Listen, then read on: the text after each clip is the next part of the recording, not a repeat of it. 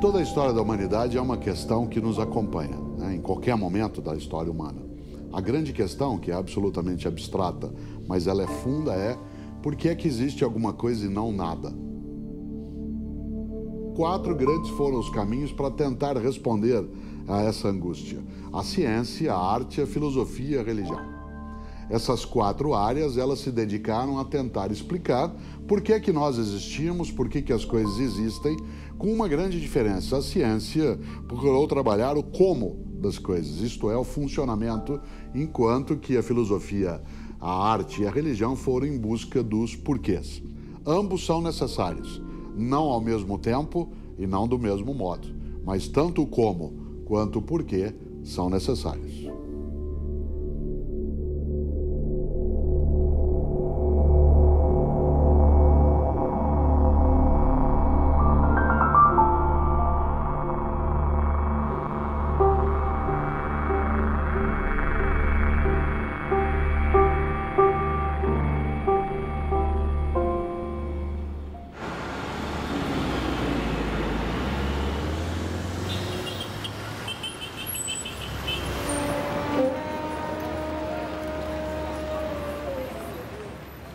Pergunta fundamental: Deus existe? O que é? Onde está?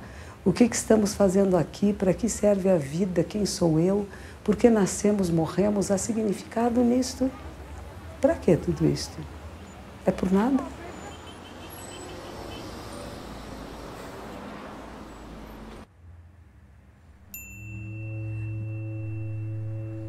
Quem sou eu? O que sou eu?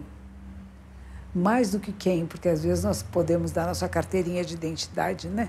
Ter meu nome, minha filiação, mas não é essa a pergunta. A pergunta: o que é você, ser humano? Como funciona um ser humano? Corpo, mente, espírito. Há separação? Há divisão? Tem alguma coisa fluindo, flutuando, separada? Ou será que não é uma integração, uma integridade?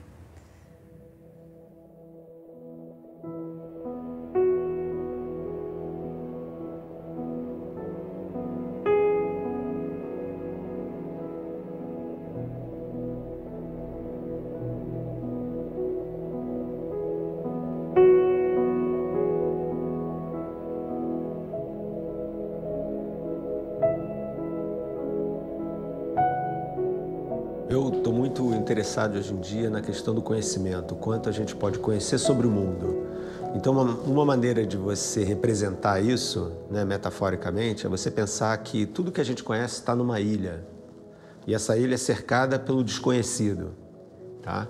E à medida em que o conhecimento vai avançando, né, a gente vai desenvolvendo novos instrumentos, novas teorias e tal, essa ilha vai crescendo. Mas à medida em que ela cresce, cresce também a margem que ela faz, né, a fronteira, vamos dizer assim, que ela faz com o desconhecido. Ou seja, quanto mais a gente conhece sobre as coisas, mais a gente desconhece também, mais perguntas surgem, né? E essa questão está ligada profundamente com a questão de quanto a gente pode conhecer do mundo. Porque o ponto é que esse oceano do desconhecido, vamos dizer assim, ele em princípio é infinito. Ou seja, a gente, mesmo que o conhecimento humano aumente com o tempo, a gente nunca vai poder conhecer tudo sobre o mundo. Então a gente tem que viver com essa sabedoria, que a gente nunca vai poder ter uma visão completa do mundo, o que não nos torna menos humanos, na verdade nos torna mais humanos e menos deuses.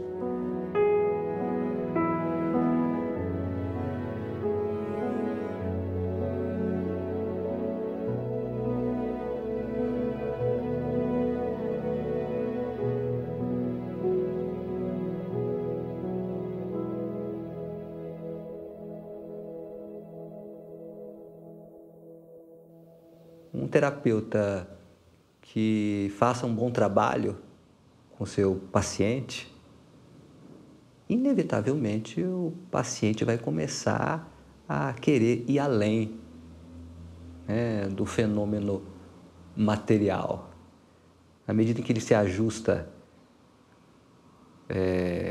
profissionalmente, afetivamente, à medida que ele se alinha no social, ele começa a questionar: quem sou eu? O que eu estou fazendo aqui? Para onde eu vou? Será que de fato o meu propósito externo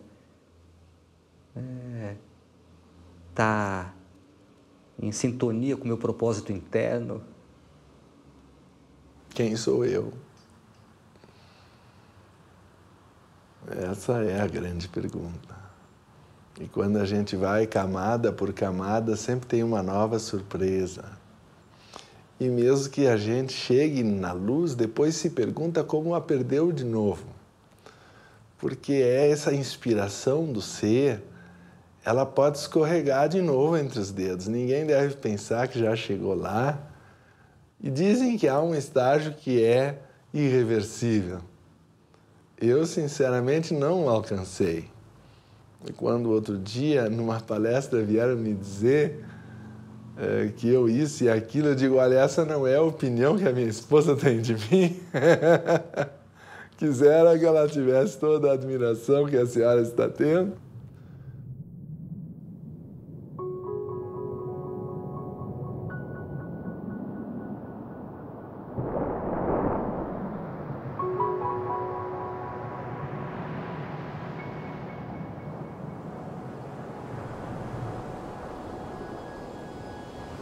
Na minha vida, o meu esporte serve como uma ferramenta de autoconhecimento muito grande. Primeiro, porque para ser profissional e ter um bom rendimento, você precisa se conhecer fisicamente e mentalmente.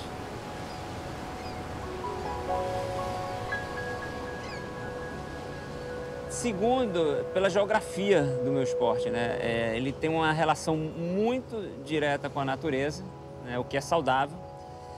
E também pela necessidade de viajar, o que faz com que você saia do seu casulo e comece a entender o mundo e ver o mundo de formas diferentes.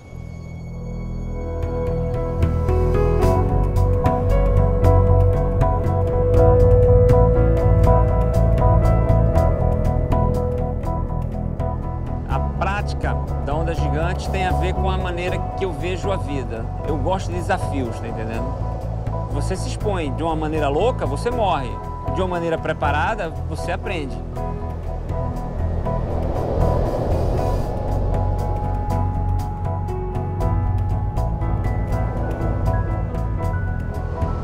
Eu levei toda a minha vida para me entender. E ainda vou passar o resto dela procurando mais e mais dicas para que eu chegue em algum lugar que eu ainda não estou hoje. A busca nunca para, a busca é infinita.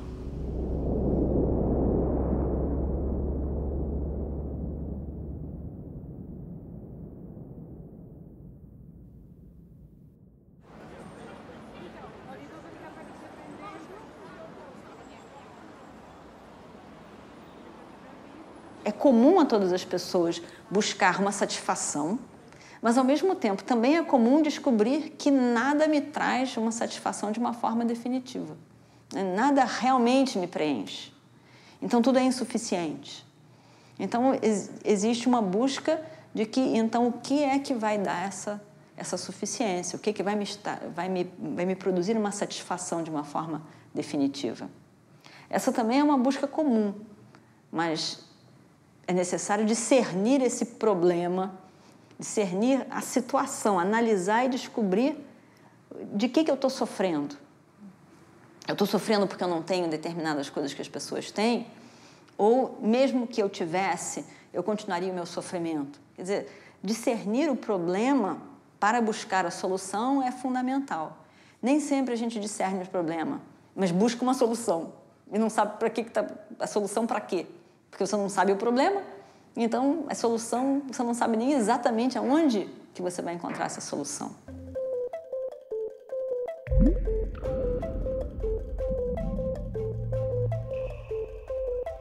Se nós pensarmos na criação do universo, há 15 bilhões de anos atrás, 15 bilhões de anos e um segundo atrás, não existia nada, de acordo com a teoria científica mais aceita para a criação do universo hoje em dia.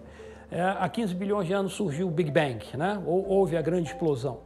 Então, se nós pensarmos essa grande explosão como uma metáfora de ondas concêntricas, quando você joga uma pedra num lago de águas tranquilas, o que acontece? Você forma ondas concêntricas. Então, pensemos nessa grande cadeia do ser como sendo essas ondas concêntricas, que é o próprio processo evolutivo se desenvolvendo. A primeira onda que se formou é a onda da matéria. A primeira coisa que surgiu após o Big Bang foi matéria. Matéria surgiu sob a forma de energia, matéria, partículas subatômicas, formando átomos, moléculas, galáxias, sóis, etc. e tal. Posteriormente, há 5 bilhões de anos atrás, surgiu a Terra matéria ainda nessa primeira onda. Há 3,5 bilhões de anos atrás, surgiu a segunda onda, essa segunda macro-onda, surgiu a vida na Terra. E essa vida, então, partiu de todo um processo de organismos unicelulares, por uma cadeia filogenética vegetal e animal, até os animais superiores, até os mamíferos superiores. E aí, há cerca de 1 milhão de anos atrás, não é mais bilhão que eu estou falando agora, 1 bilhão, apareceu a terceira onda, que nós chamamos a onda da mente. Então, veja, esse processo de expansão de níveis de consciência vem se dando. A ciência tradicional, atual, para aqui, ela não vai além. Mas você há de convir comigo que nós esse processo não continua, deve continuar. Então existe um quarto nível, que seria um nível do espírito, que seria um nível de transcendência desse nosso nível atual, desse macro nível atual, que é o nosso nível do ego, em que nós nos vemos como uma individualidade. Nós seremos muito mais, nós seremos a nossa individualidade e algo mais. Então, esse é o conceito do grande ninho do ser, que é um conceito que existe desde as tradições de sabedorias antigas e que hoje pode ser feita uma releitura dele através desse processo de conhecimento que a evolução nos trouxe.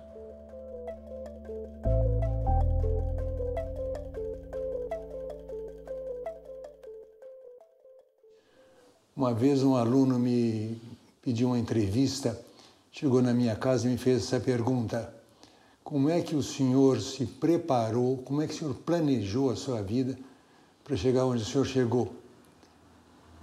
Eu percebi logo que ele me admirava, queria seguir meu caminho, queria o mapa do caminho, e eu disse a ele: eu cheguei aonde cheguei porque tudo que planejei deu errado. É a pura verdade.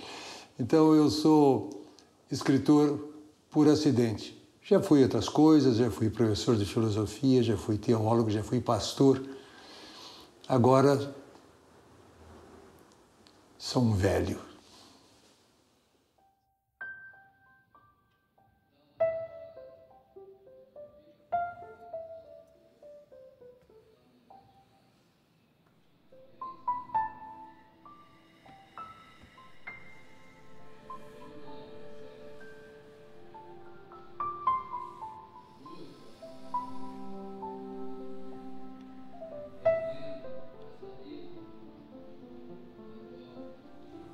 O ser humano não é o corpo. Ele possui o corpo, manobra com o corpo, cuida do corpo, mas ele não é o corpo. Então o yoga é o estilo de vida, você falou bem. É o estilo de vida.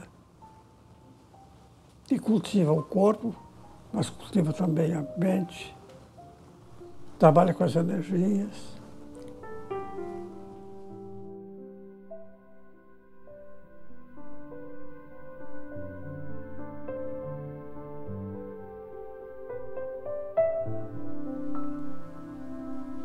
Os grandes yogis não trabalharam o corpo.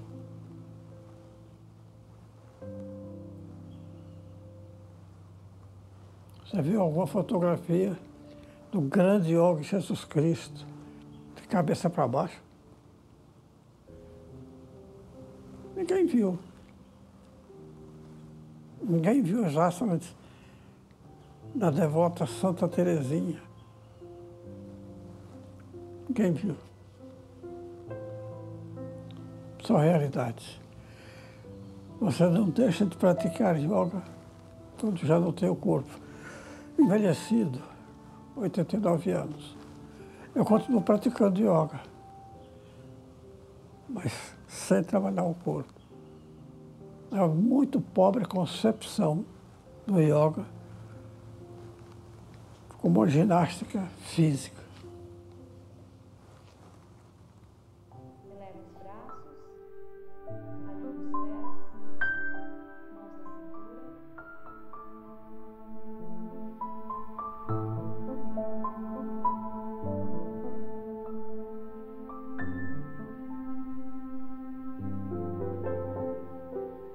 Tem um ditado super pessoal, né? E isso já é muito íntimo, mas é um ditado que fala assim, que está comigo há muito tempo, que é: tudo um dia será nada, e esse nada será o tudo que tanto procuramos encontrar. Eu não sei de onde veio isso, mas isso está na minha vida há muitas décadas. Eu estou tentando entender até hoje esse ditado, mas está comigo, uma coisa que veio. Eleva os braços, Paschimottanasana.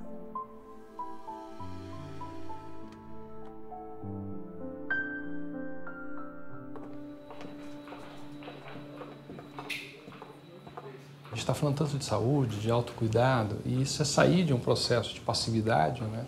De chegar para o médico e falar: me dá os medicamentos, me dá as vitaminas, me indica qual que é o terapeuta maravilhoso que vai me tocar e vai mudar a minha vida, para um processo muito mais ligado a um autocuidado, a um cuidado diário, a um cuidado que você come, da maneira que você respira, da maneira que você se expressa, né? Num olhar com muito mais consciência sobre os teus atos.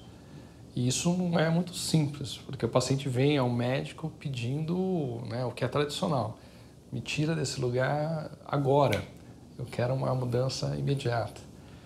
E você devolve para ele um caminho, né, uma visão de caminhar. Eu vou te ajudar nesse caminhar, mas não é uma mudança que vai acontecer de maneira tão abrupta.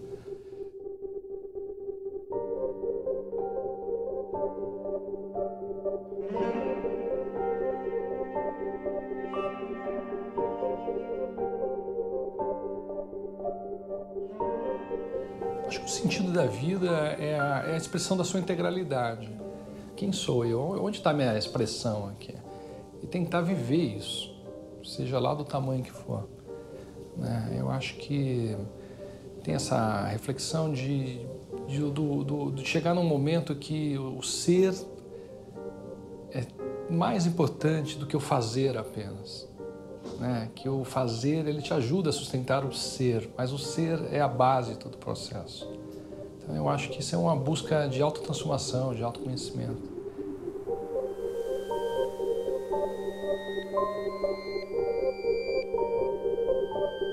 A gente aprende que estamos aqui na Terra com uma finalidade específica que envolveria a nossa evolução. Se alguém me perguntar o que você está fazendo na Terra, a gente aprende que estamos aqui para evoluir, superando as nossas limitações, as nossas dificuldades e problemas de relacionamento, enfim, crescer espiritual, moral, intelectualmente. Então eu diria que a finalidade da vida, o objetivo da vida, o sentido da vida para mim seria isso, o empenho de evoluir sempre.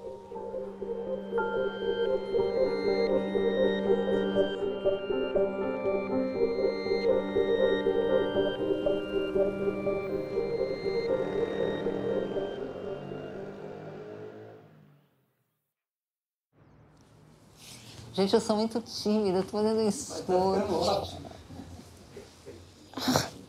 Escuta, você quer um copo d'água? Não, eu quero comer minha barrinha. Mas vai, vamos lá. Vamos pau na máquina, vai. Eu vou tomar água. Uma água, quer comer algum? Vou pegar uma barrinha, O pessoal do Big Brother anda com esse negócio aqui grudado, né? Como eles tomam banho, hein, com isso? O sentido da vida varia de acordo com a época da vida. O sentido da vida, para mim, já foi lutar por uma causa, depois foi amar um homem, depois foi cuidar das filhas, às vezes tudo isso junto, às vezes algo em primeira instância. Mas, hoje em dia, o sentido da vida é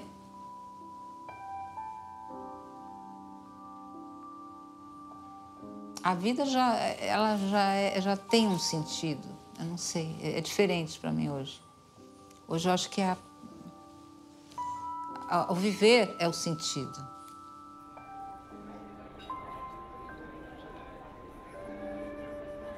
Eu vi uma frase de um pensador francês aqui, entrevistado por algum veículo, algum jornal brasileiro, que ele dizia o seguinte: a vida não tem sentido nenhum, mas não é proibido dar-lhe algum. Né? Então, esse eu acho que é um pensamento muito, ao mesmo tempo, libertário e, ao mesmo tempo, que dá seriedade à ideia da vida. Quer dizer, a vida é um projeto individual, né? E nisso talvez eu seja mais anarquista do que um indivíduo vinculado a qualquer outra doutrina. É um projeto individual em que você tenta construir uma história para você, né? E uma história que, na minha cabeça, é norteada por valores da ordem moral. Eu sou muito zeloso desse aspecto vamos dizer assim, da condição humana, e acho que tem que ter alguma ideia também de crescimento pessoal, né? Quer dizer, o sentido da vida é a gente sair daqui 80 anos depois da chegada um pouquinho melhor do que entrou.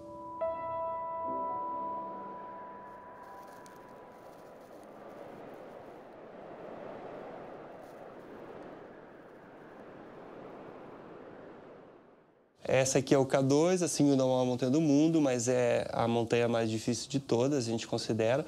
Só que aqui só está a parte superior do K2, ele tem 8.611 metros de altitude, eles são 600 metros finais, assim, é gigantesca a montanha muito mais imponente e muito mais difícil que o próprio Everest. Em razão de muitas tragédias que acontecem no K2, o K2 é considerada a montanha da morte. Em termos de números de êxitos e mortes, né, é a montanha que há o maior índice de fatalidades. Então, é uma montanha muito difícil, perigosa, muito arriscada. Foram 3 tentativas, só na terceira que eu consegui chegar lá em cima. E eu prometi nunca mais voltar ao K2. Uma montanha muito bonita, uma montanha que merece muito respeito, mas é uma montanha muito difícil. E não foi possível. Não foi falta de técnica, não foi falta de condição nossa. Realmente, esse ano, as condições do K2 estão extremas, estão muito difíceis. Nós conseguimos chegar até 8.000 metros de altitude, enfrentamos muita neve e, infelizmente, tivemos que desistir dessa escalada.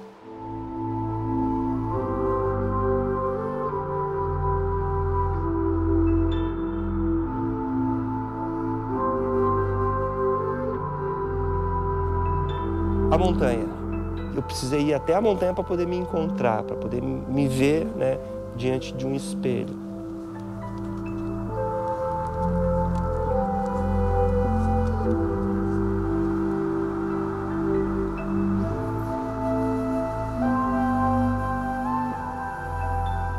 Você estar na montanha desempenhando um esforço físico intenso, muitas vezes correndo riscos, gera-se uma grande introspecção, assim, você começa a pensar em tudo na sua vida, naquele momento que você está ali. É incrível como a minha cabeça viaja nesses momentos que eu estou na montanha. E aí você começa a se conhecer, começa a resolver problemas dentro de você e ter forças para encarar o mundo em si, encarar pessoas, encarar situações. Então, isso causa uma evolução, assim, eu percebo que eu melhoro a partir do momento que eu vou para a montanha e eu volto para a cidade.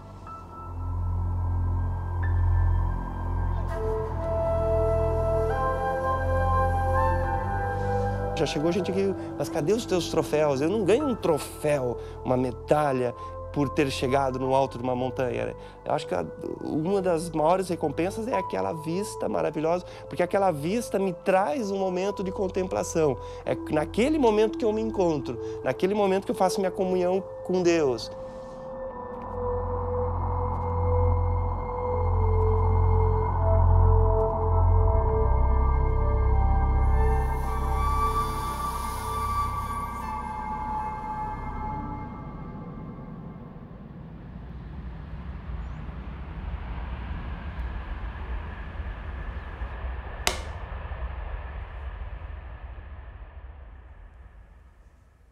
Um dos desafios do ser humano é conhecer-se a si mesmo. Já Santo Agostinho coloca como preocupação básica de toda a atividade dele é responder: quem sou eu finalmente? O ser humano se faz ele mesmo pergunta. E eu creio que é uma pergunta, no fundo, irrespondível. Porque o ser humano é um projeto infinito. Ele é um nó de relações voltado em todas as direções. Para dentro de si, para o outro, para a natureza, para o universo, para o absolutamente transcendente que é Deus. E ele se realiza na medida em que ele ativa essas relações. E por isso, quanto mais ele se relaciona, mais ele se enriquece e mais descobre possibilidades dentro dele.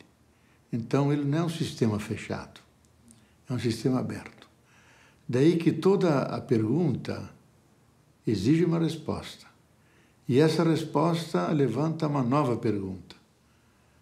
E assim nós vamos de perguntas em perguntas, de respostas em respostas. E, no fundo, nós não sabemos quem somos. Então, nós sempre estamos buscando. Encontramos espelhos de nós mesmos em todas as partes e não nos identificamos com nenhum deles. Como os orientais expressam, a prisão é maia, é ilusão. É eu nem saber quem eu sou, de onde eu venho e para onde eu vou. E como dizem os bons navegantes, nenhum vento é favorável para aquele que não sabe aonde quer chegar.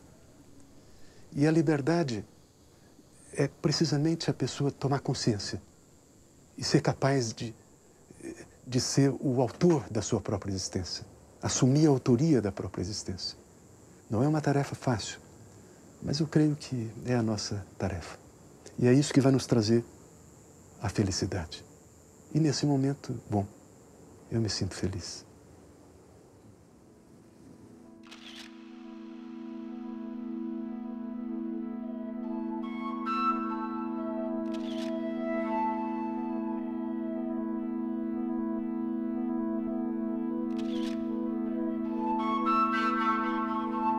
A minha matriz criativa, o meu modelo de universo, a minha compreensão do mundo surgiu andando. Andando pelo agreste do cerrado, né? Pelas caatingas, pelas florestas. Ali eu estabeleci o meu percurso na Terra, né? Que é básico, é espalhar belezas, fazer refletir, provocar. Tá aí. O resumo do meu trabalho é basicamente isso.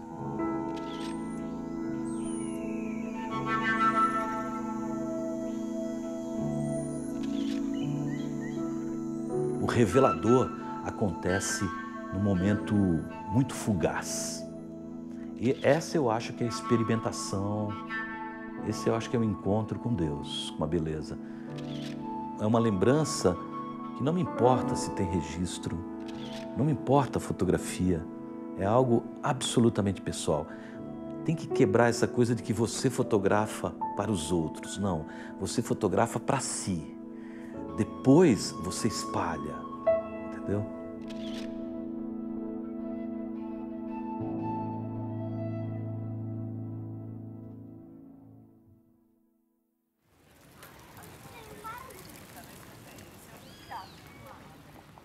É sempre difícil a gente falar das qualidades da gente, né?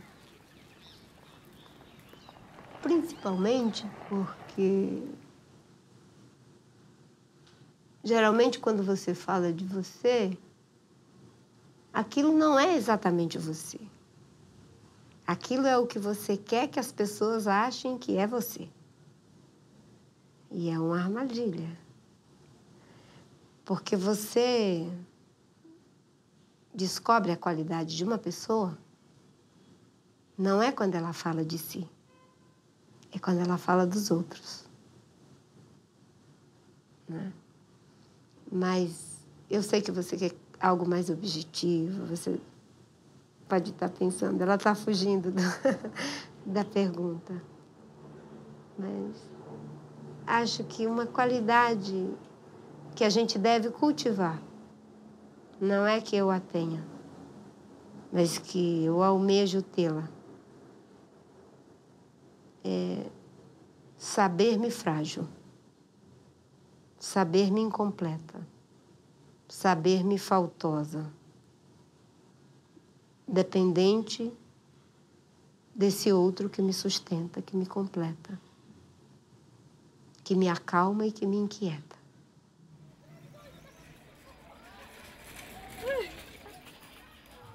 Eu moro no sertão de Pernambuco, numa comunidade rural que se chama Jatiuca, que é um distrito de Santa Cruz da Baixa Verde. Na minha experiência foi isso, né? As mulheres silenciadas pelos pais, pelos maridos, pelos irmãos, sem poder falar. Eu tive que, com elas, junto com elas, recuperar a autoestima. E o que é a importância da autoestima na vida de uma pessoa e na vida de uma mulher e de uma mulher rural? Para mim, quando eu me quero bem, quando eu me respeito, quando eu sei que eu sou um ser importante, eu não permito que ninguém me desrespeite, que ninguém me bata, que ninguém me desvalorize.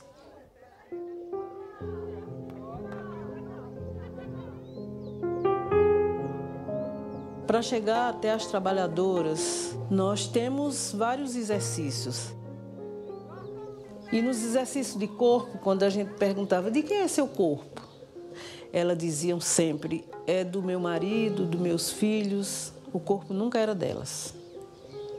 Aí dava chance, oportunidade para a gente começar a trabalhar, meu corpo é meu. Nem da igreja, nem do Estado, nem dos homens. Meu corpo é meu. Vamos se cumprimentar novamente, né? Sabendo da importância dos nossos corpos, que é com eles que a gente vive, que a gente anda, que a gente se cumprimenta. A gente sempre muda de par. Vamos se cumprimentar com os pés. Nossos pés lindos e maravilhosos que nos conduz, que nos leva para a roça, que com eles nós caminhamos. Nossos lindos pés.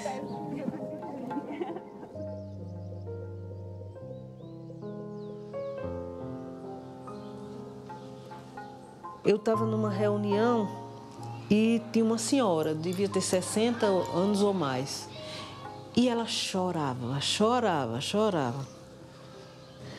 Aí eu não quis expor, perguntar, por que você está chorando no meio de todo mundo? Procurei uma horinha reservada de lanche e aí perguntei a ela, por que você está chorando assim, fulana?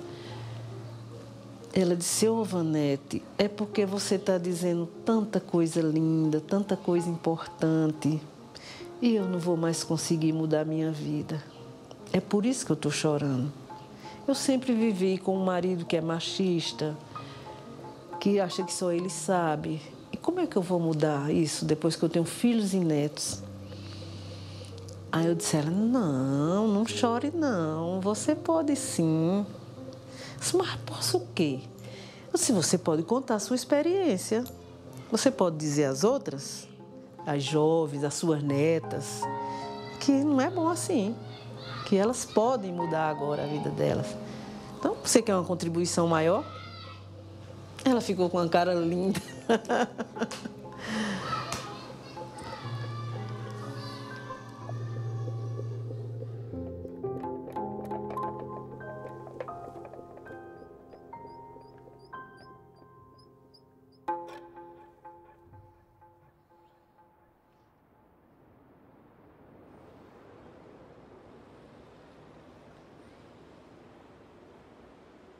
Quando alguém me pergunta, você mudaria algo em você?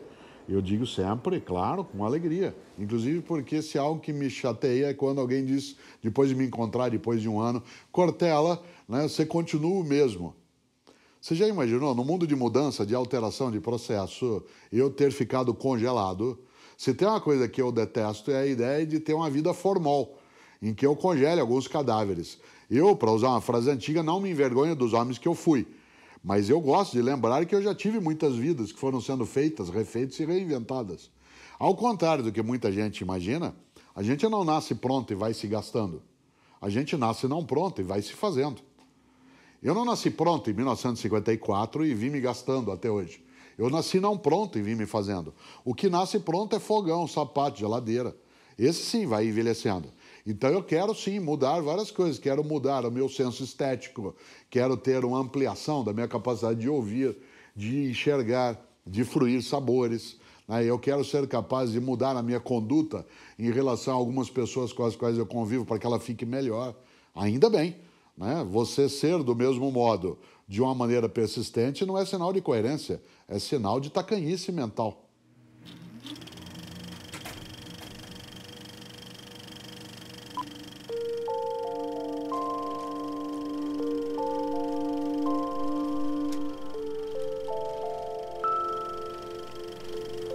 Eu trabalho com cinema, ou seja, eu trabalho com a mentira e ao mesmo tempo com a pura verdade, né? E quando eu tinha 18 anos, eu participei do núcleo de CPT do Antunes Filho, né, o Centro de Pesquisa Teatral, e eu lembro que lá tinha que cada um recitar uma pequena frase para fazer vários exercícios, né, de teatro, e uma frase que eu gostava, né, de recitar, um poeminha, que é do Fernando Pessoa, que é: o poeta é um fingidor, ele finge tão completamente que chega a fingir que é a dor que devera sente. E isso o tempo inteiro, assim, eu acho que porque eu trabalho com reinventar o mundo, mesmo num documentário você também está reinventando, né? Você está colocando a sua visão, né? Escolhendo quais são os trechos que vão ficar, o que não vai ficar, o que você esquece, né? Então, isso é um tema que o tempo inteiro volta. E eu lembro que eu tive uma crise quando eu estava filmando Chega de Saudade, na primeira semana, e é normal, a primeira semana você ainda... Que filme é esse? Você está descobrindo linguagem, descobrindo os atores, descobrindo a equipe, né? A engrenagem ainda não está funcionando. E eu lembro de manhã cedinho, 5h30 da manhã, tendo que ir para o set de filmagem, eu no hall de casa, no elevador, eu empaquei, não conseguia sair e tive essa crise existencial que era: por que eu escolhi uma profissão que eu fico reinventando a vida? Quem sou eu para dizer o que é a vida, né? É uma profissão maluca e não vejo sentido nisso. Eu acho que é mais importante eu viver a vida de verdade, eu mesma viver as experiências, do que eu ficar dizendo como tem que ser. E aí o Luiz, meu marido e roteirista, quando ele percebeu que eu ia engatar nisso, ele falou: tá bom, ok, tem uma van te esperando lá embaixo, depois a gente continua a conversa. E ele cortou, porque naquele momento realmente era um questionamento profundo mesmo, do porquê tanto investimento para reinventar a verdade.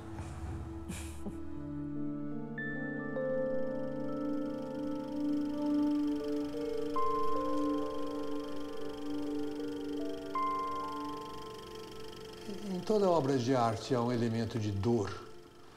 A gente produz a beleza para lutar contra a tragédia. Aliás, essa é uma observação que Nietzsche faz no livro dele, As Origens da Tragédia Grega, a partir do espírito da música. Os gregos, que tinham um agudo senso do trágico, eles não eram como os cristãos sempre têm um final feliz, porque ainda que tudo aconteça de desgraça, você vai para o céu e tudo vai ser feliz. Os gregos não.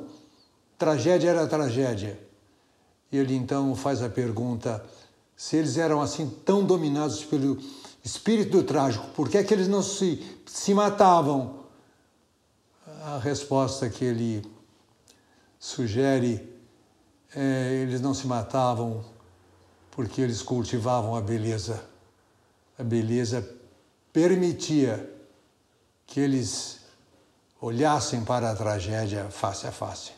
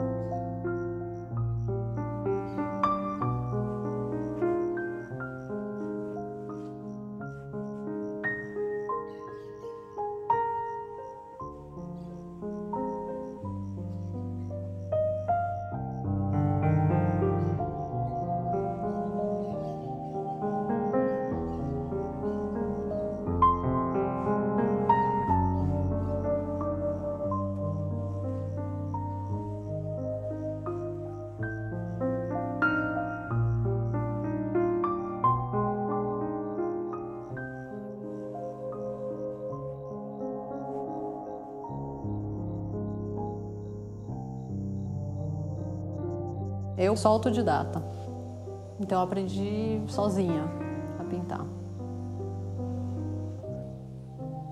O meu caminhar, eu sempre tenho em vista a evolução do meu espírito, eu como espírito, não eu como Tatiana hoje.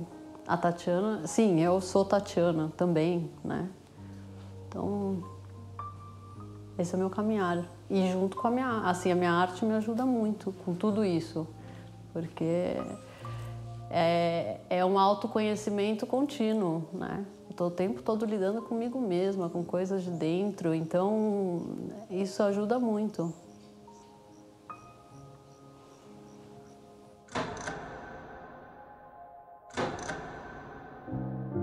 Eu nunca passo impune por um trabalho.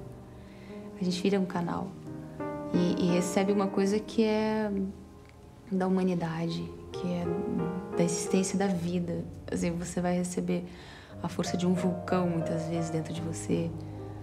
Vai deixar que passe. A experiência que eu tenho no meu trabalho, a minha preparação também é sempre de um esvaziamento no começo, abrir espaço.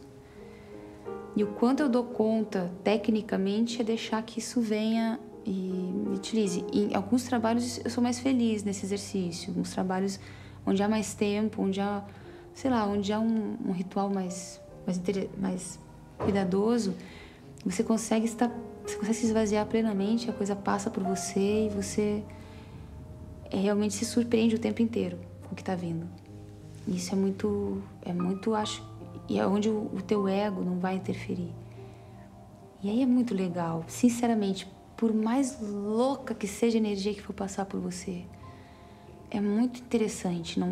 É você abrir o teu inconsciente. Aquilo que você experimenta no sonho, você experimenta na vida, você experimenta na arte, você experimenta na atuação. Essa liberdade, essa não repressão que existe no sonho, sabe? O palco te permite isso. Coisas que às vezes no cotidiano, né? Você indo no mercado, conversando com pessoas, isso é mais difícil.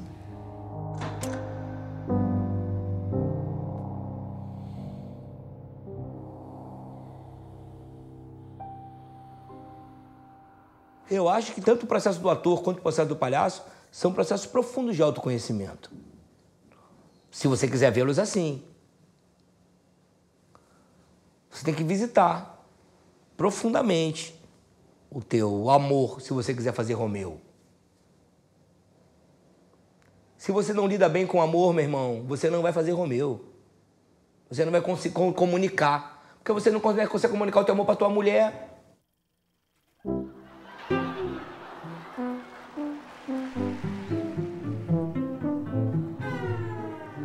O circo é um espetáculo que desafia a lei da gravidade, né, cara? As pessoas voam, se equilibram num fio, jogam 7 objetos pro ar, fazem desaparecer e aparecer coisas, corpos perfeitos. E o palhaço, por que o palhaço tá ali? Porque o palhaço é aquele que cai.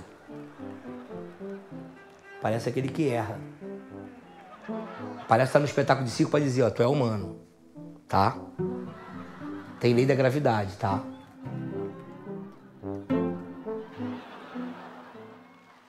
O que faz o palhaço derrubar tudo? O que faz ele bater com a cabeça na parede? O que faz ele cair no buraco? Por quê? Ser quem você é, então eu sou aquilo lá. E ser o que eu quero que os outros querem que eu seja. Aí eu estou indo para lá, porque eles querem para lá. Aí eu derrubo o microfone. Isso é o palhaço. Isso é a técnica da palhaçaria. Então não, eu vou para lá porque lá é o meu sonho, mas ali aí a coisa me chamou. Aí eu derrubo a moça, eu derrubo o garçom. O erro. O erro é a nobre arte do palhaço. A imperfeição. A aceitação da sua inadequação. Eu sou inadequado. E agora? Vai deprimir? Por causa disso ou vai rir?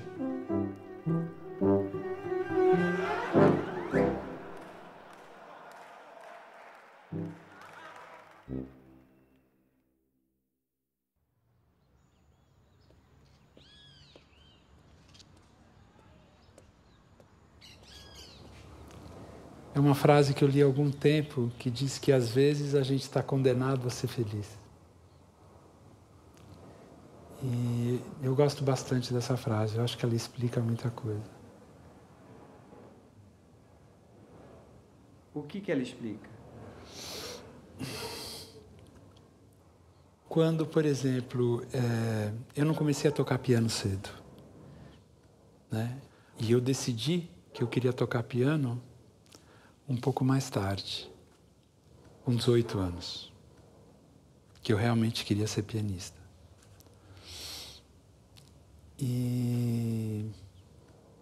Mas aí, quando eu percebi isso, eu não tinha outra escolha senão ser pianista. E nesse sentido eu senti que era quase uma condenação. Porque para mim ainda era uma pergunta, será que eu vou realmente tocar piano, saber tocar piano? E eu percebi que se eu não tocasse eu me sentiria muito triste.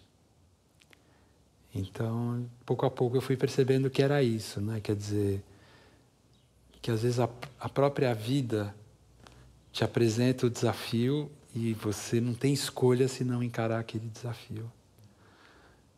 E até por isso.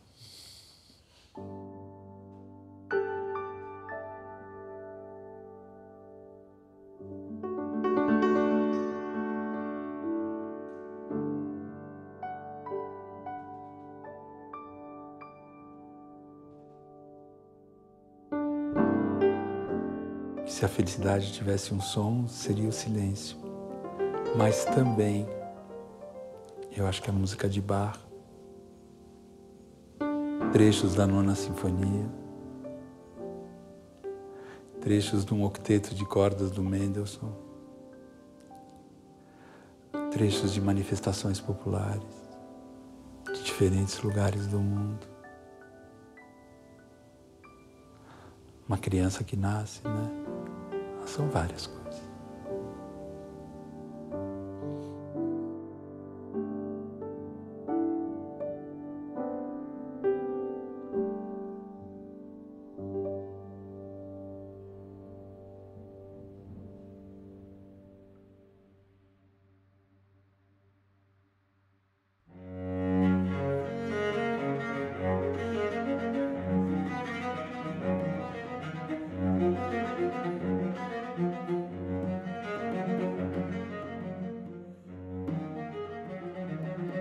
Felicidade, para mim, se resume à paz de espírito. Se você conseguir ter uma paz interior, você é feliz. Enquanto nós não temos essa paz interior, nós não somos felizes. A felicidade é você se sentir bem com você e com as pessoas que estão ao seu redor. Simplesmente é isso para mim, né? E estar num lugar que você gosta. Eu gosto de estar... Para me sentir feliz, eu tenho que estar no meio do mato, eu tenho que estar no meio da natureza. Muitas vezes a felicidade ela é uma sensação de estar no lugar certo, na hora certa. Esteja acontecendo o que está acontecendo. Ela é mais isso.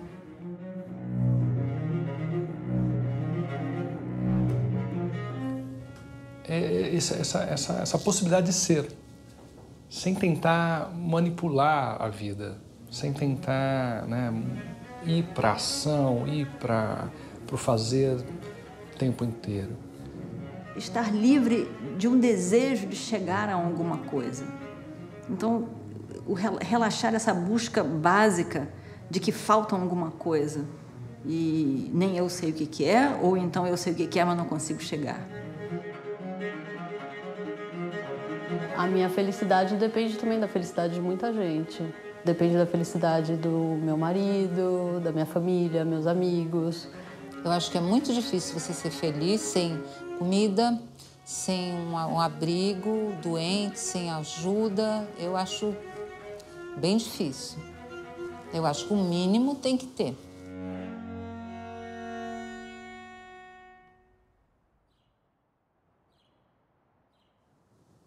Por que existem tantas visões diferentes de felicidade? Porque a felicidade é original para cada um, porque nós somos originais.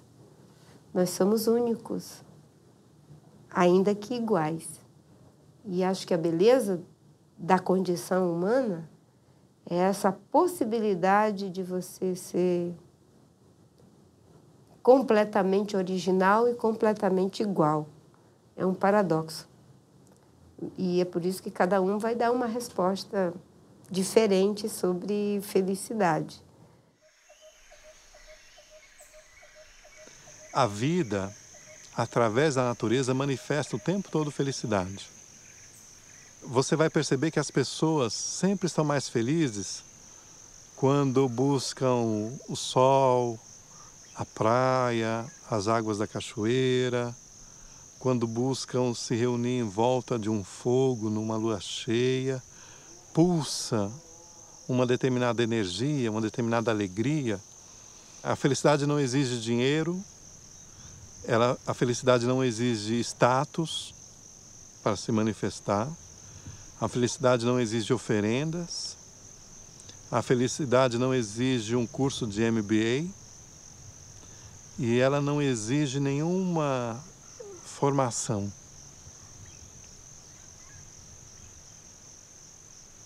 Só sintonia.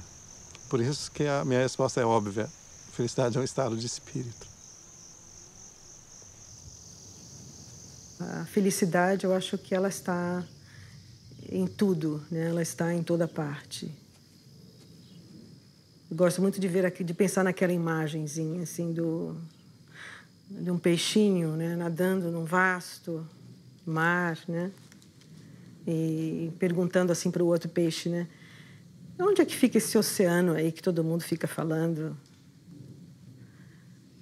Eu acho que a felicidade, sabe, em princípio sim, né? Ela é reconhecida como uma coisa que está dentro, né? Mas eu acho que ela está em tudo também.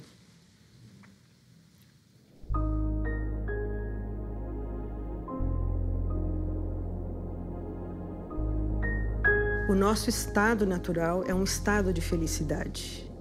E, no entanto, ou seja, a vida, assim como nós a percebemos, né? A realidade, assim como nós a percebemos, cria uma série de fenômenos. E esses fenômenos é que nos impressionam mais do que a felicidade.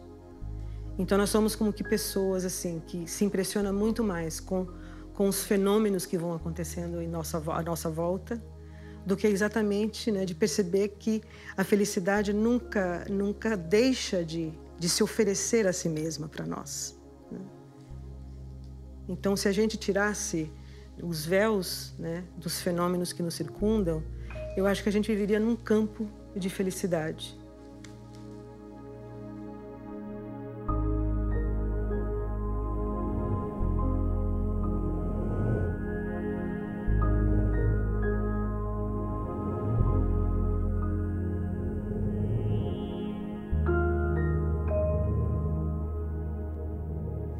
Uma vez eu estava na casa de campo que a gente tem aqui em Petrópolis e estava fazendo um exercício de relaxamento.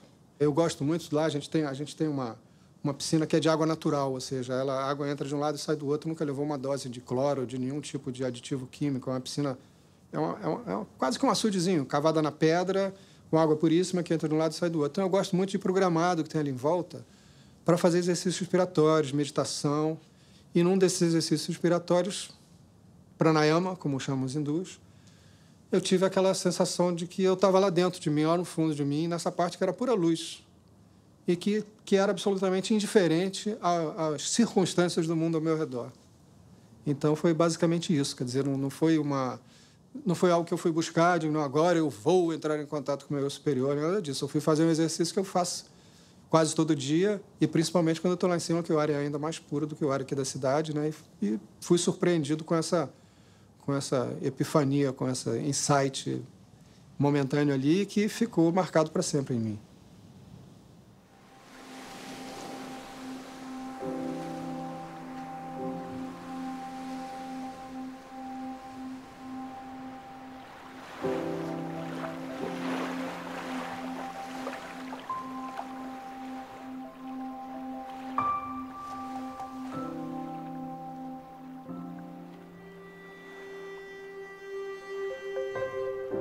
Eu acho que um dos momentos felizes assim na minha vida que eu me lembro bem foi um momento de transcendência metafísica, vamos dizer assim, que é uma coisa que, puxa, cientista falando isso, mas é verdade, que quando eu tinha 15 anos, o meu irmão mais velho me levou para a ilha de Itacuruçá para passear lá, ele vivia lá sempre e tal, ele era meio riponga.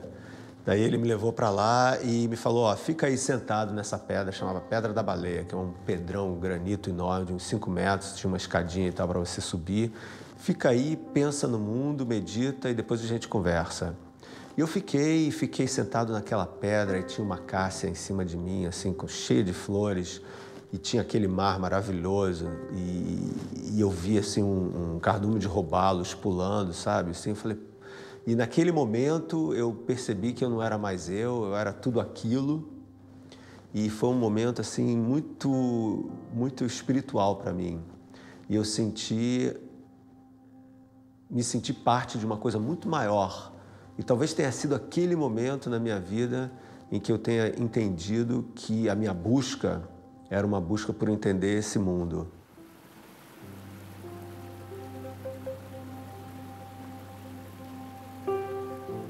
Eu me considero feliz e sou extremamente inquieto. E curiosamente, quando eu entro na mata, às vezes eu fico completamente em transe, às vezes eu fico completamente em silêncio.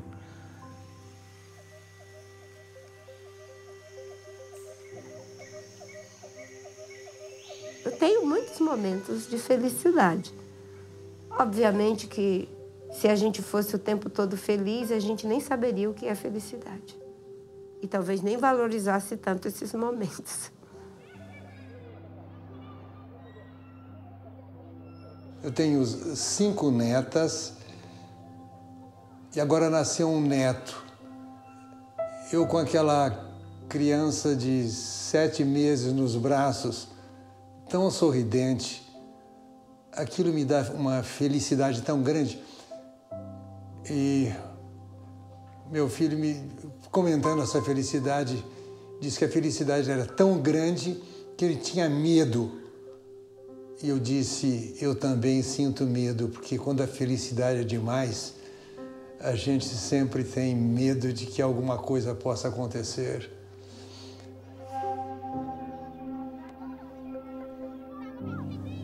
Ainda que pareça paradoxal, que realmente o ser humano morre de medo da felicidade, né? É como se uma iminência de tragédia chegasse perto de nós cada vez que nos sentimos muito felizes. O medo da felicidade é o medo, evidentemente, de perder a felicidade, mas parece que a chance de que isso aconteça aumenta muito justamente quando a gente está muito feliz.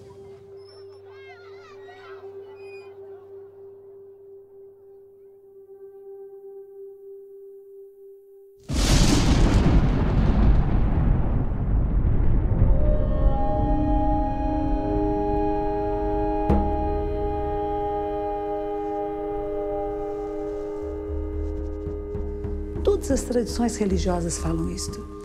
Tem que atravessar a noite escura, o grande deserto. Uma vez eu subi o Monte Fuji, que é um vulcão, né? E é uma coisa maravilhosa. Você começa a subir a montanha e ela é linda.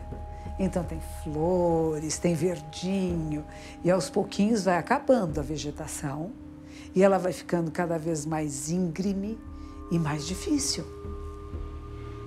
A prática da vida espiritual, ela é assim. E muitas pessoas só querem o verdinho. A beira da montanha ali embaixo é bonita, é gostosinho. Ah, eu já vi. Você sobe a primeira plataforma, você tem uma pequena visão de si, do mundo, da vida, de um pontinho um pouquinho mais alto, e você fala, já tá bom. Porque mais para lá, aí vai cansar.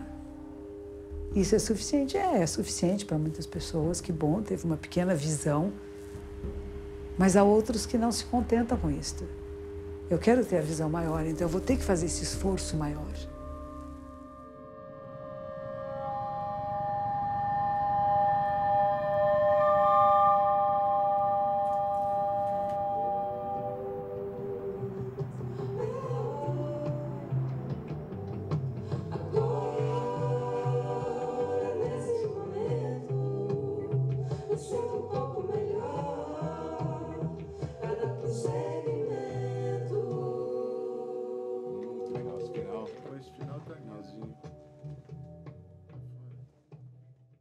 acredito mesmo que as grandes descobertas do homem para com ele mesmo não precisam de um grande telescópio, de um grande microscópio ou de uma caverna numa montanha para ele se encontrar com ele mesmo.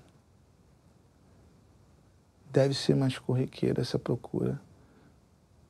Se a gente vivesse numa sociedade, numa educação que isso fosse estimulado, era mais fácil de todos nós conseguirmos isso. Momento mágico! Caraca! Por fora e por dentro. Por fora e por dentro. Muito bom.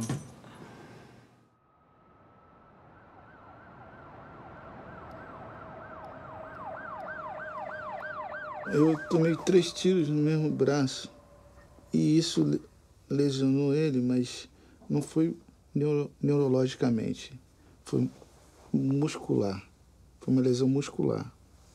Agora, eu tive um pulmão perfurado e tive balas que afetaram a minha coluna. Elas não chegaram a machucar diretamente, mas só o calor e a vibração já lesiona. Então eu fiquei... A minha lesão foi T4, uma lesão mais ou menos à altura aqui do peito. Depois ela desceu, depois do período de choque medular, como eles chamam, a lesão desceu bastante. Eu não ando e, por não ter seccionado a medula direto, eu também sinto muitas dores.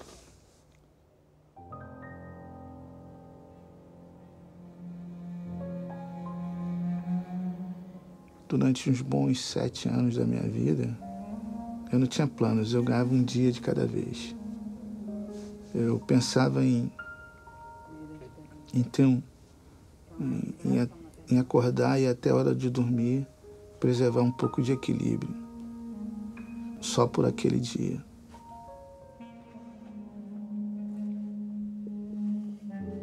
Tem uma frase do Gandhi que diz que nossa raiva contida é capaz de mover o mundo.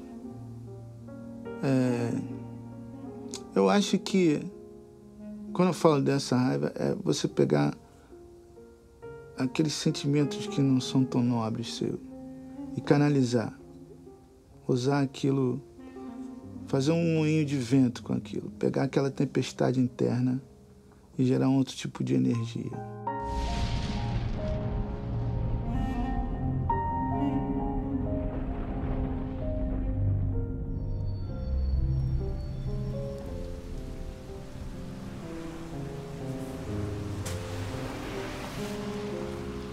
Para mim, o grande catalisador não é a dor, é a crise. Porque a crise acrisola, a crise purifica, a crise desfaz todas as gangas, tudo aquilo que não é substancial cai e fica só substância. E nisso vai junto dor, vai junto decepção. Então, a dor, ela está a serviço, ou ela está dentro de um complexo muito mais vasto.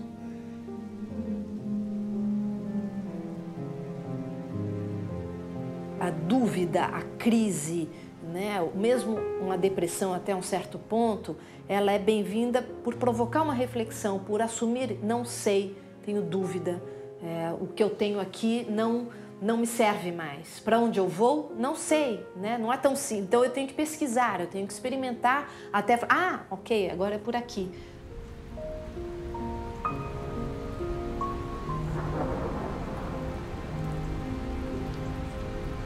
A vida é claros e escuros, né? Quem, por exemplo, tem pânico de trovão, sofre com a chuva, né?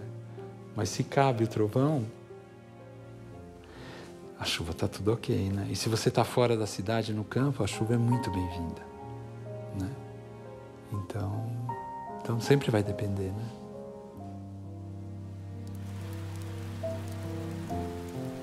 A tristeza é uma emoção natural e importante, porque ela nos ajuda a vivenciar o luto, a deixar morrer, para poder renascer. E o problema é que todo mundo quer renascer, mas ninguém quer morrer. Eu acho que todos os sentimentos estão aí para você passar por eles. Tá triste, fica triste, chora. Cara, eu tô triste. Tá triste por quê? Pô, tô triste por isso. Pô, cara, parei que eu vou chorar um pouquinho. Chorou, passou? Vamos sair, vamos tomar um chopp, vamos ficar um pouquinho alegre? Vamos. Eu acho que é muita... Acho que é muita glamorização desses lugares de emoção. Tudo é temporário. Veja, as emoções em nós, elas são muito rápidas. São instantâneas, são como... O resto é memória. E a gente fica chamando essa memória. E nós adoramos chamar a memória, principalmente coisas desagradáveis, né? É aquela história que eu gosto muito dos dois monges atravessando o rio. E um deles ajuda uma jovem a atravessar. E os monges faziam o voto de não tocar em mulheres, né? E que um deles, uma hora depois, bravo, você carregou aquela moça. Disse assim, mas eu deixei ela lá. E você continua carregando. Então, às vezes, nós temos problemas, dificuldades. E abre mão. É difícil esse abrir mão.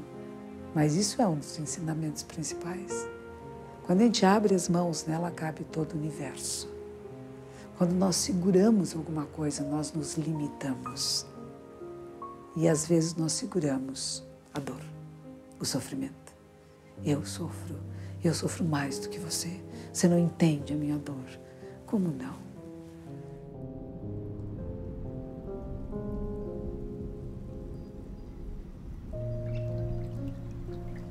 O sofrimento não alcança apenas os maus, os perversos. O sofrimento alcança os bons. Então, aproveite o sofrimento e veja a lição que ele vai trazer. Isso que nós estamos usando agora é yoga. Procurar ter uma visão mais verdadeira, mais bela das coisas.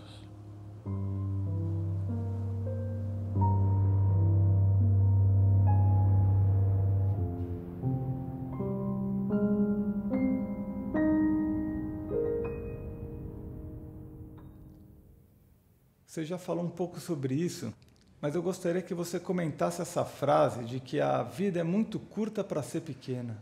Pois é, um dia, Benjamin Disraeli, que foi um grande político e pensador do século XIX, no mundo britânico, aliás, foi primeiro-ministro da Rainha Vitória, Benjamin Disraeli disse essa frase, a vida é muito curta para ser pequena.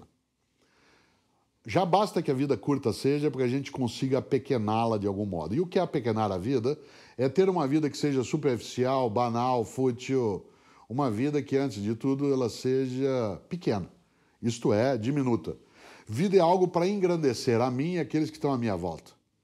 Desse ponto de vista, eu sempre digo, quando eu partir, e eu partirei, eu sou mortal, nós somos o único animal que é mortal, né? Todos os outros animais são imortais.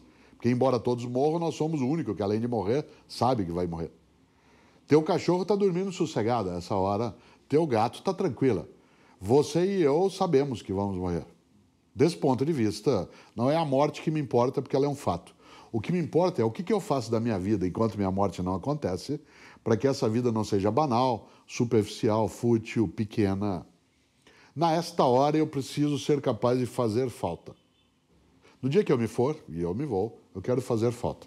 Fazer falta não significa ser famoso, significa ser importante. Há uma diferença entre ser famoso e importante. Muita gente não é famosa e é absolutamente importante. Importar, quando alguém me leva para dentro, importa, ele me porta para dentro, ele me carrega.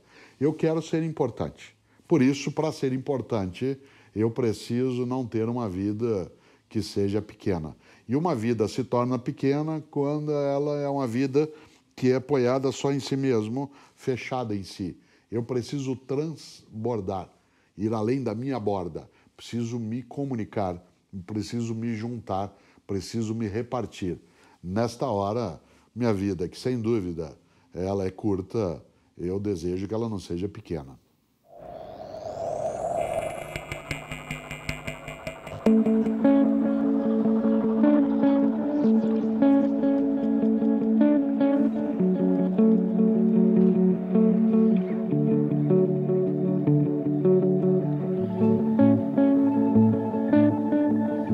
Acho que o sofrimento maior do ser humano se deve ao fato de que ele nasce sem manual de instruções. Por não saber como ele mesmo funciona, ele sofre. A causa do sofrimento, a causa do mal, é a ignorância. Então nada pode ser mais importante do que algo que nos liberte do sofrimento. Sem o autoconhecimento, como é que nós vamos nos libertar se nós causamos o nosso próprio sofrimento por ignorância?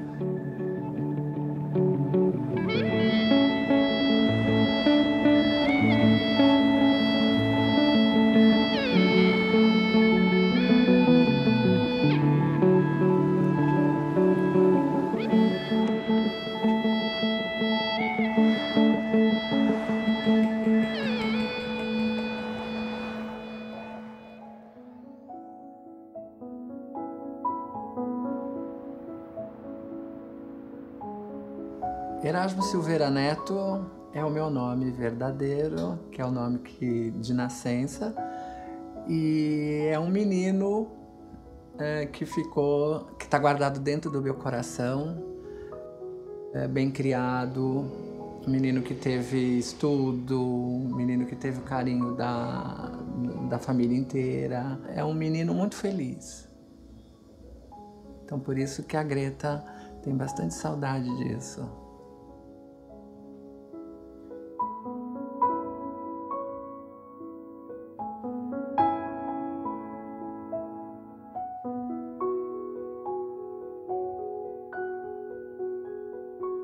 A minha família reagiu com muita mágoa, com dor, uns se sentiram traídos e eu, para não machucá-los, eu mesma abandonei a minha casa, fui morar na casa de amigos em diferentes lugares, em lugares bons, lugares ruins, eu estive. Depois de algum tempo eu soube que a minha irmã me procurava, minha família me procurava, meu padrinho me procurava.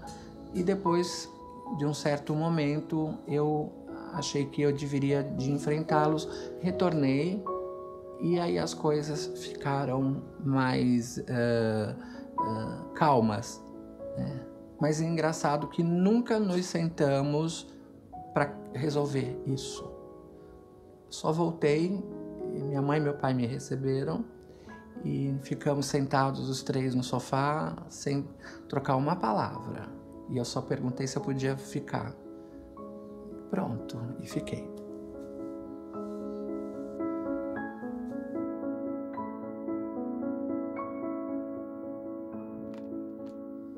Para mim, o autoconhecimento foi um processo libertador.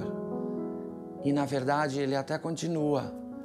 Eu não consigo, mesmo com os 55 anos que eu tenho hoje, eu não consigo me situar de transexual, de travesti ou de homossexual. Então, é uma pergunta que quando me fazem, eu nunca sei responder. A única coisa que eu sei dizer é que eu sou um ser humano e eu me sinto super normal.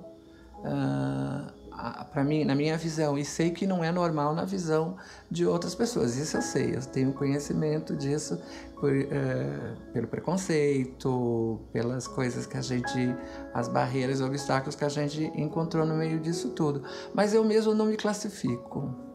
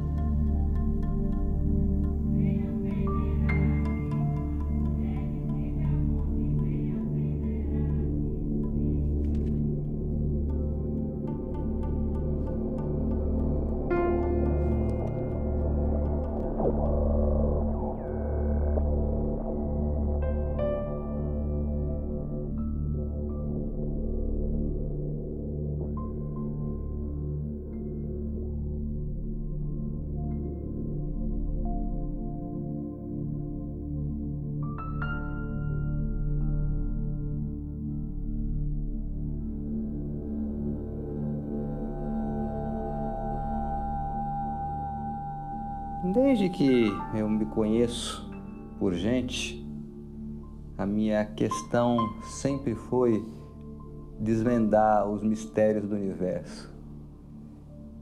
Eu ainda era uma criança, com 7 anos, e eu perguntava: mãe, quem foi que fez o mundo? Foi Deus. Mas quem foi que fez Deus? Não pensa nisso que você fica louco. Isso aguçou minha curiosidade. Eu entendi que esse era o objetivo da minha vida.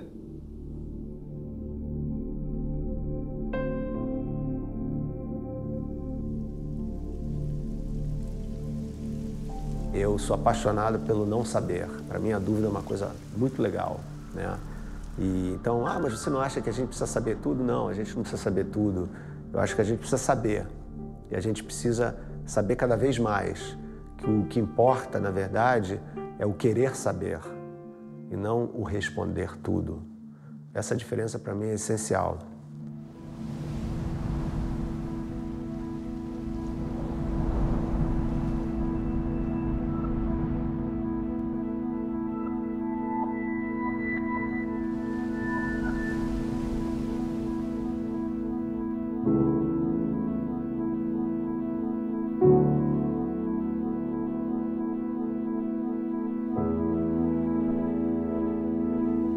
A frase na entrada do oráculo de Delfos era: homem, conhece-te a ti mesmo, né? E todas as grandes tradições falam que o mais importante de tudo é você saber quem você é, você se conhecer cada vez melhor.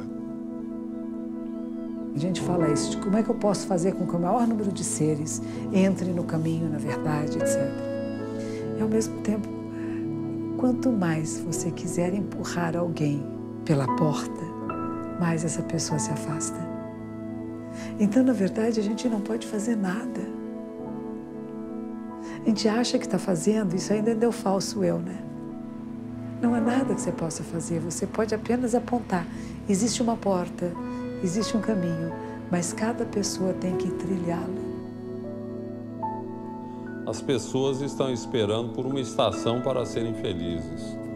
Então, quando eu crescer, quando eu me formar, quando eu me casar, quando eu tiver filhos, quando eu tiver dinheiro, quando eu tiver um patrimônio, quando eu tiver saúde.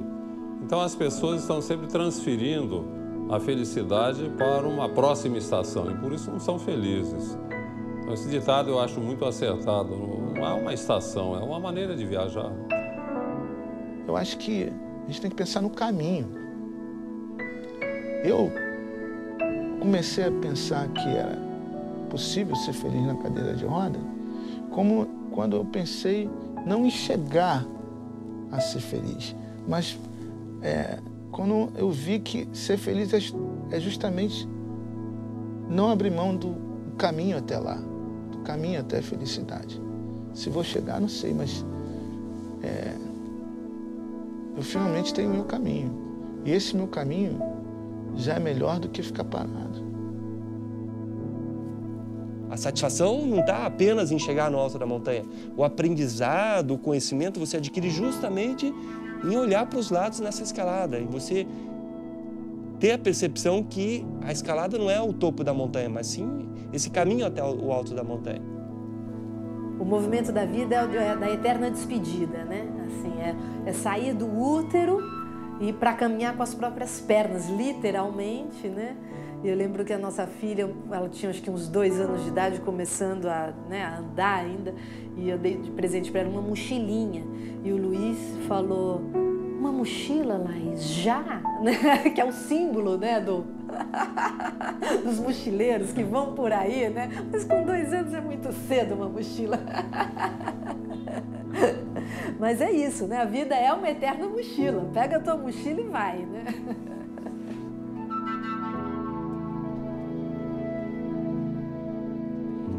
A minha grande pergunta é o que nos espera do outro lado. Quando eu fechar os olhos, digo: o que vou ver? Qual é o rosto de Deus?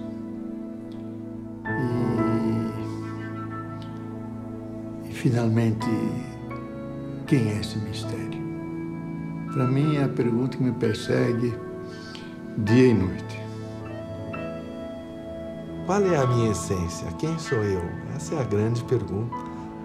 Duvido que haja alguma maior, porque todas as outras giram em torno dela. Suponhamos que fosse quem é Deus, mas no fim, quem sabe as duas são a mesma? Quem sabe a essência do ser é Deus? Quem sou eu? Quem sou eu?